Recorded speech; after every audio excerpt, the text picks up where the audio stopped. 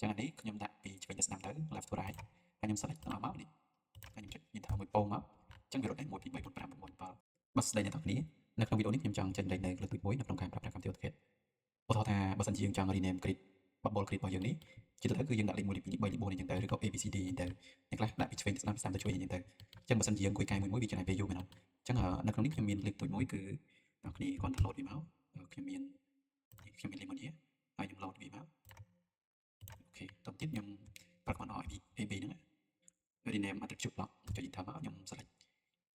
អរគ្នា select លើកទី1នេះ select ទាំងនេះឲ្យចាំអក្សររបស់វាដើម្បីវាស្គាល់ឲ្យវាស្គាល់ block tag របស់យើងហ្នឹង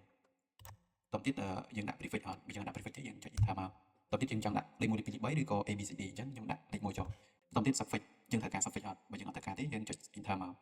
តទៅទៀតយើងឲ្យ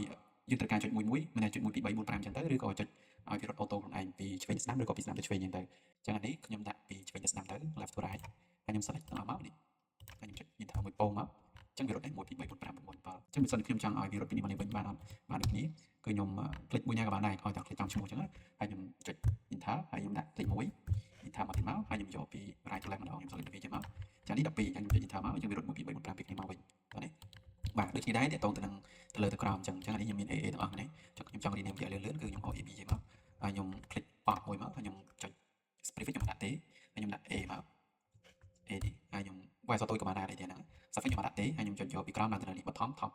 អញ្ចឹងខ្ញុំ select ទាំងអស់នេះមកខ្ញុំថាពងមួយមកអញ្ចឹង A B C D ឃើញវាចំណេញបើថាបើសិនយើងមាន prefix ខ្ញុំចង់ដាក់ A1 B1 ឬក៏យើងដាក់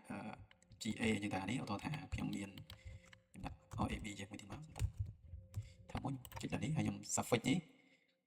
ខ្ញុំដាក់ G ឧទាហរណ៍ហើយខ្ញុំដាក់ចេះមួយមកអានេះករណីយើងមាន space ធំមាន space ធំយើងអាចចាក់ prefix វាបានខ្ញុំដាក់ prefix មួយមកហើយខ្ញុំដាក់លេខ1 start ពីលេខ1ទៅអានេះបងប្អូនអាច start ពីលេខប៉ុន្មានក៏បានដែរអានេះឧទាហរណ៍ខ្ញុំដាក់ start ពីលេខ2ចុះឧទាហរណ៍ហើយខ្ញុំចុច suffix ខ្ញុំដាក់ទេហើយខ្ញុំចុចយកពីឆ្វេងទៅស្ដាំមកទៅ select នេះមកស្ថែមួយឃើញ G2 ខ្ញុំចាប់ដាក់ចេញពី G2 ហ្នឹង G2 3 4 5អញ្ចឹងទៅអូខេនេះខ្ញុំចង់កែទៅដើមវិញក៏អីដែរខ្ញុំចង់ឲ្យវារាប់ពី10ក៏បានដែរកន្លែងនេះខ្ញុំដាក់10មកធ្វើមកអញ្ចឹងពីឆ្វេងទៅស្ដាំដដែលខ្ញុំ select វានេះមក select វាទាំងអស់អញ្ចឹងថាពងមកអញ្ចឹងវារាប់ពី10 1 2 3 4 5អញ្ចឹងទៅបាទអញ្ចឹងគ្លឹងខ្ញុំមានតែប៉ុណ្្នឹងទេជួបគ្នានៅវីដេអូបន្តទៀត